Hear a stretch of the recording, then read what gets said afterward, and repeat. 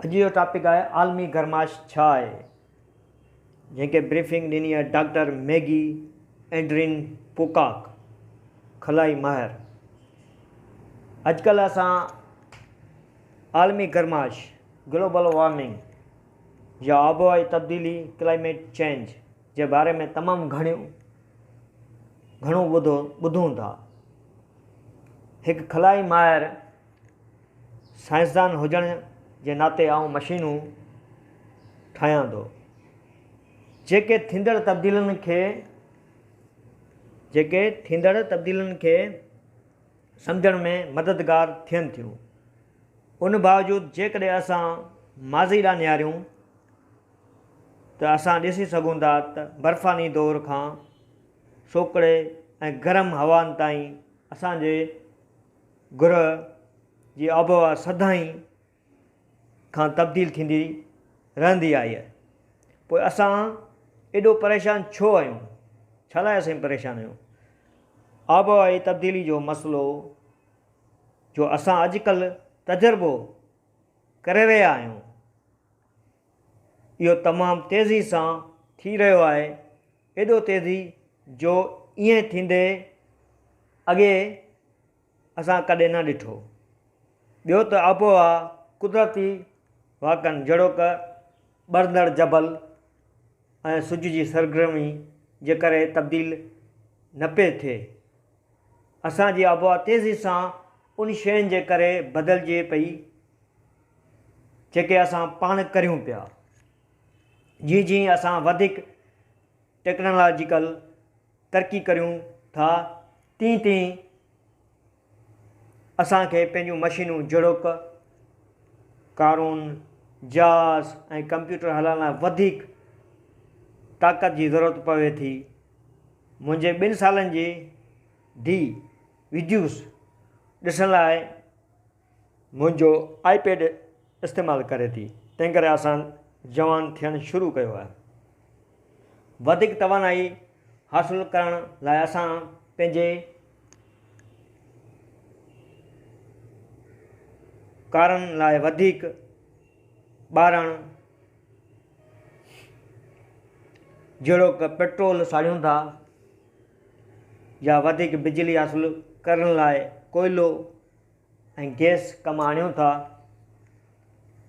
उन सां असांखे तवानाई मिले थी जेका असीं चाहियूं था, पर इहा ग्रीन हाउस गैसूं पुण पैदा करे थी जहिड़ो क कार्बन डाइऑक्साइड। इहे गैसूं असांजी धरती जे वायुमंडल में वहनि थियूं ऐं सिज मां गरमाश खे पकड़नि थियूं। ईअं असांजे मौसम खे तब्दील ऐं आम तौर ते धरती जी गर्मी पद में वाध पैदा कनि थियूं। इहा का एॾी अहम ख़राबु ॻाल्हि न लॻी, पर वधंदड़ गर्मी पद जी नतीजे में सॼी दुनिया में माण्हुनि जी ज़िंदगियुनि खे बर्बादु कंदड़ ॿोॾूं सोकड़ा थियनि था। छा असां इनफ़रादी तौर ते कुझु करे सघूं था?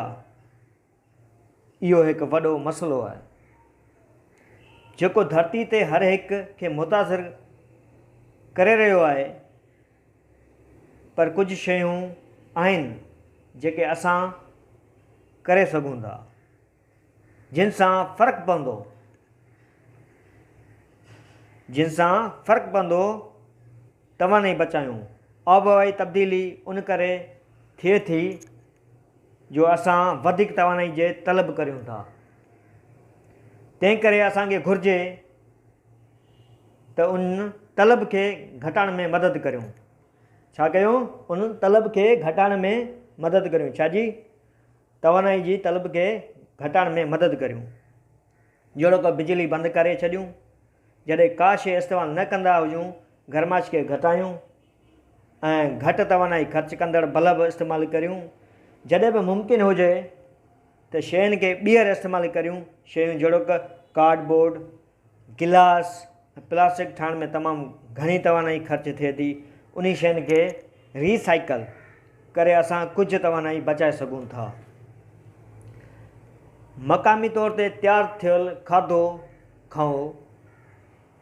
जॾहिं खाधो ॿाहिरिनि मुल्क मां घुरायो वञे त उनखे असां ताईं पहुचण में तवानाई ख़र्च थिए थी।